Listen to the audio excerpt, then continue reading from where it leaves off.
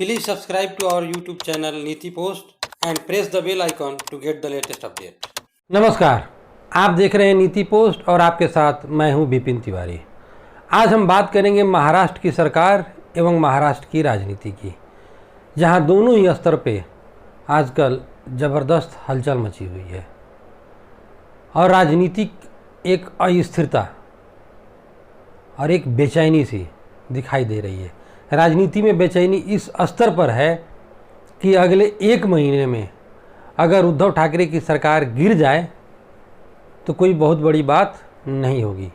ऐसा मैं क्यों कह रहा हूँ, इसके बारे में मैं वीडियो के अंतिम सेक्शन में बात करूँगा। लेकिन सबसे पहले हम शुरुआत करेंगे जो महाराष्ट्र की सरकार है, यानी जो प्रशासनिक स्तर पर जो बेचैनी फैली पड़ी है उसको लेकर के। अगर हम पिछले कुछ समय से देखें तो ऐसा लगता है कि महाराष्ट्र के मुख्यमंत्री एवं शिवसेना प्रमुख उद्धव ठाकरे के लिए सब कुछ ठीक नहीं चल रहा है। जैसे ही कोरोना वायरस शुरू हुआ, चूँकि देश के अंदर जो कोरोना वायरस के शुरुआती मामले आए और रफ्तार पकड़ा, वह महाराष्ट्र एवं केरल में हुआ। उसके साथ ही एक ज़बरदस्त PR एक्सरसाइज शुरू हुई। उस एक्सरसाइज के तहत महाराष्ट्र के मुख्यमंत्री उद्धव ठाकरे की एवं महाराष्ट्र सरकार की छवि को चमकाने की ज़बरदस्त कोशिश की गई। पूरा बॉलीवुड को लगा दिया गया कि किस तरह से उद्धव ठाकरे को सर्वश्रेष्ठ मुख्यमंत्री घोषित किया जाए। इसके लिए एक के बाद एक ट्वीट किए गए, फेसबुक पर ट्रेंड चलाए गए, ट्विटर पर ट्रेंड चलाए गए, कसीदे पढ़े गए। उनको अच्छा दिखाने के लिए पूर्व मुख्यमंत्री देवेंद्र फडणवीस तक के ऊपर ज़बरदस्त अटैक किए गए।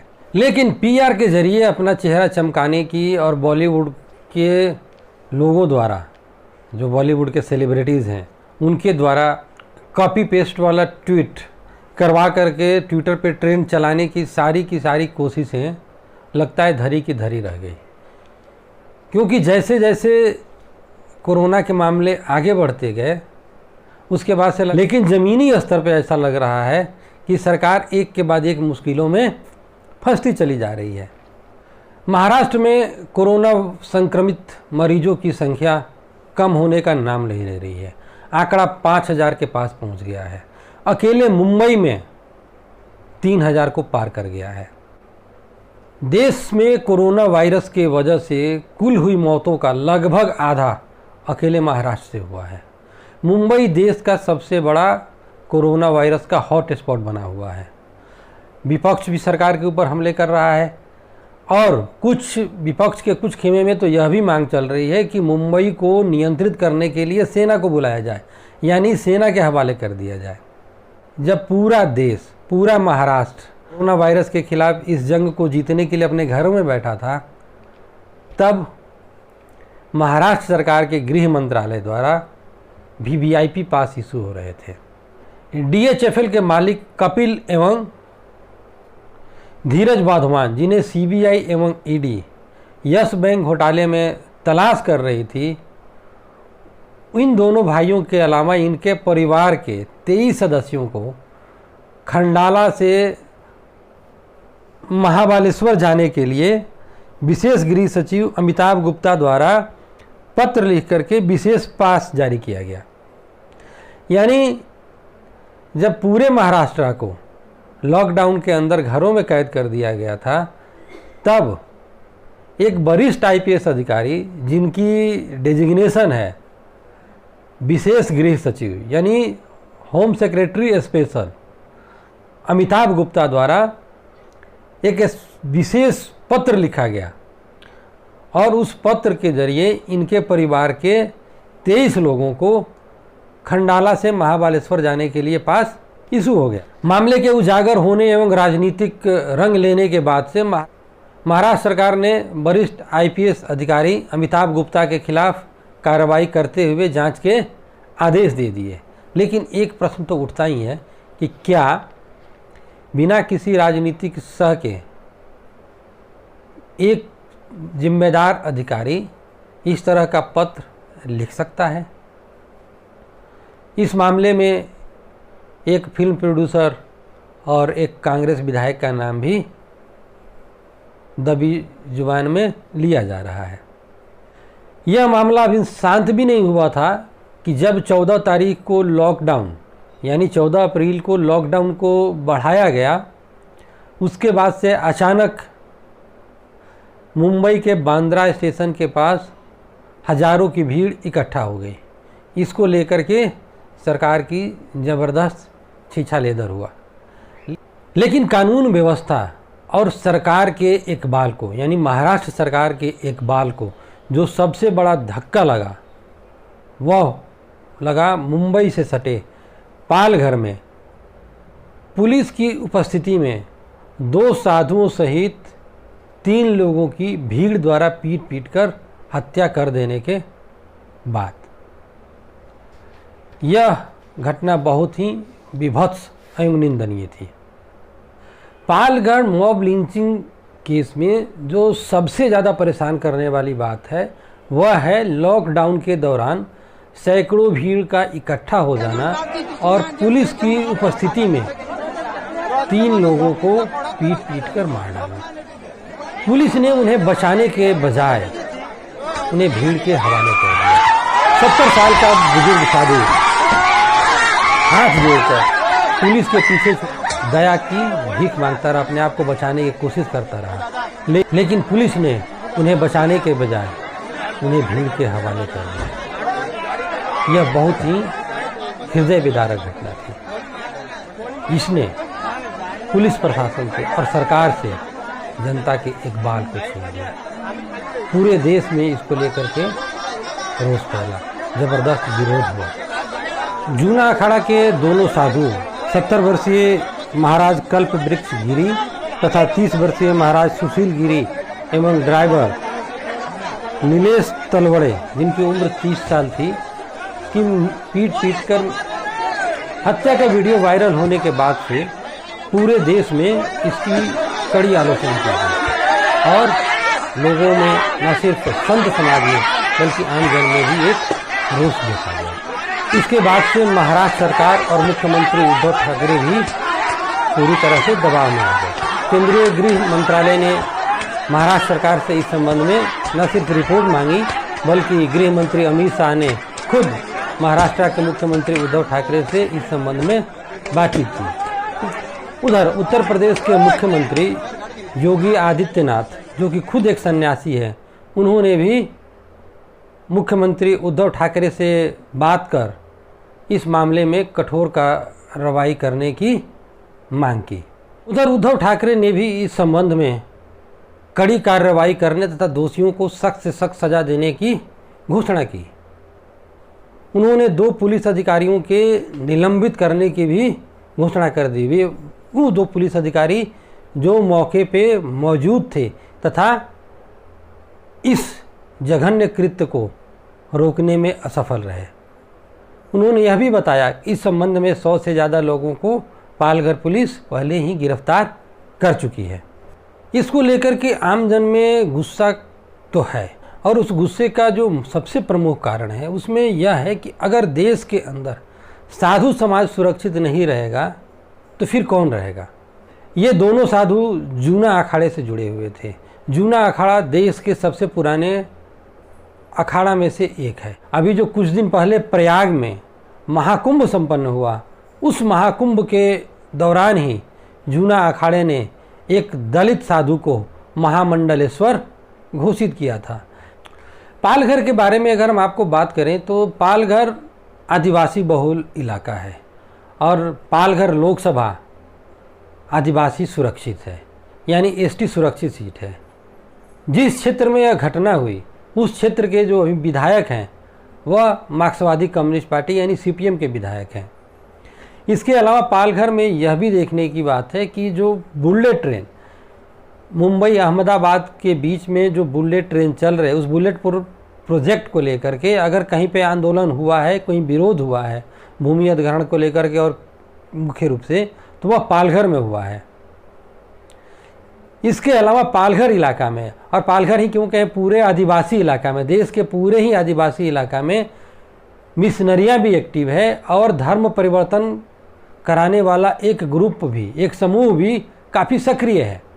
चाहे वह झारखंड हो, महाराष्ट्र का विदर्भ का इलाका हो या महाराष्ट्र का बाकी इलाका हो, मध्य प्रदेश का इलाका हो, छत्तीसगढ़ का इलाका हो या नॉर्थ ईस्ट का इलाका हो, कहीं भी हो, हर आदिवासी बहुल इलाके में मिशनरी और धर्म परिवर्तन कराने वाला ग्रुप बहुत ही सक्रिय है। इसके पीछे असली वजह क्या था वह तो जांच के बाद ही पता चलेगा। यद्यपि राज्य सरकार ने एक उच्च स्तरीय जांच का आदेश दे दिया है, लेकिन फिर भी इस मामले को बड़ी संजीदगी के साथ, बड़ी निष्पक्षता के साथ एक उच्च स्तरीय जांच करने की ज़रूरत है, ताकि यह लोगों को पता चले कि यह एक घटना थी जो अफवाह की वजह से हुई या फिर कोई नक्सली या कोई और साजिश थी। इसको प्रकाश में लाना बहुत ज़रूरी है। अगर इस मामले के तह तक नहीं पहुंचा गया, इसकी असली वजह का पता नहीं चला, तो भविष्य में इस तरह की घटनाओं को रोक पाना संभव नहीं हो पाएगा।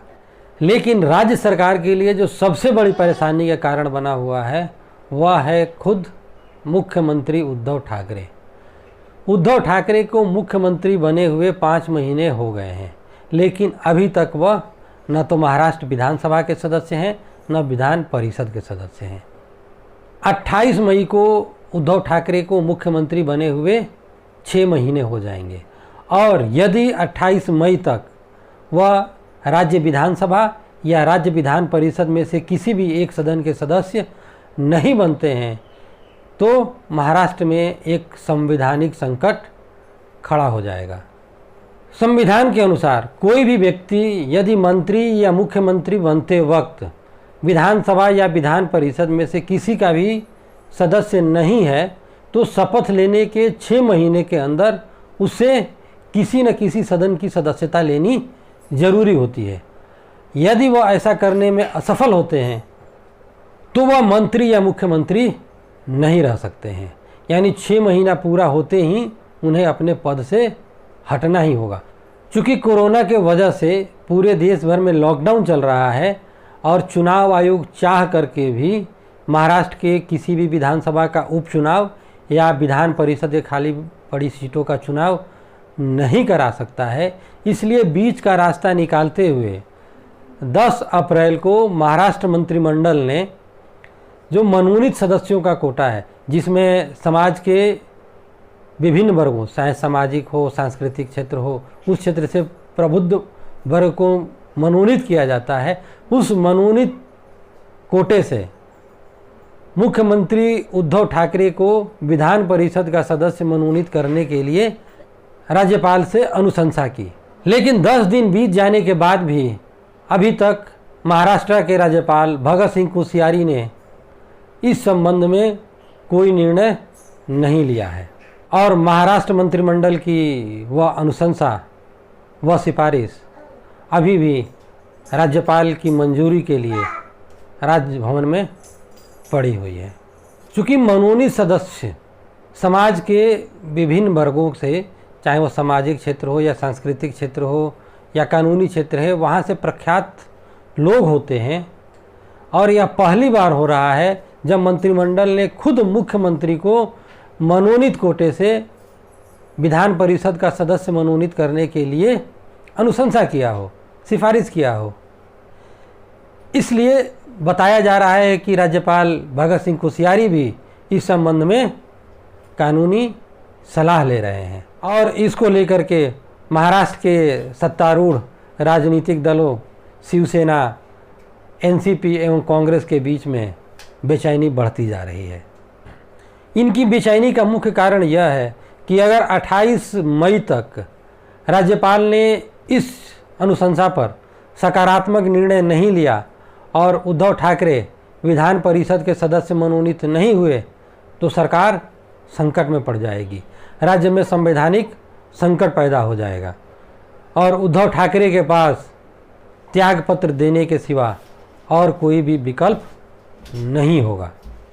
इसके साथ ही एक बार फिर सत्ता की गेंद राज्यपाल के पाले में चली जाएगी। अब राज्यपाल किसी नए व्यक्ति को मुख्यमंत्री की शपथ दिलाएंगे या राज्य में राष्ट्रपति शासन लगाएंगे, यह कोई भी नहीं कह सकता, इसका कोई भी अनुमान नहीं लगा सकता।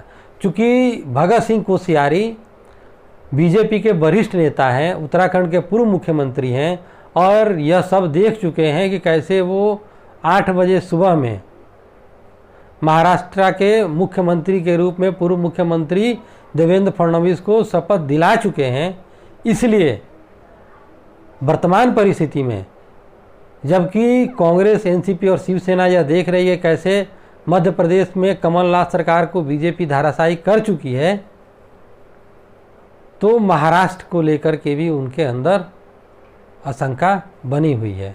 क्योंकि अब यदि उद्धव ठाकरे मुख्यमंत्री बने रह सकते हैं तो उनके पास एकमात्र विकल्प है कि राज्यपाल 10 अप्रैल को महाराष्ट्र मंत्रिमंडल द्वारा की गई अनुशंसा को स्वीकार कर उद्धव ठाकरे को विधान परिषद के सदस्य के रूप में मनोनीत कर दें।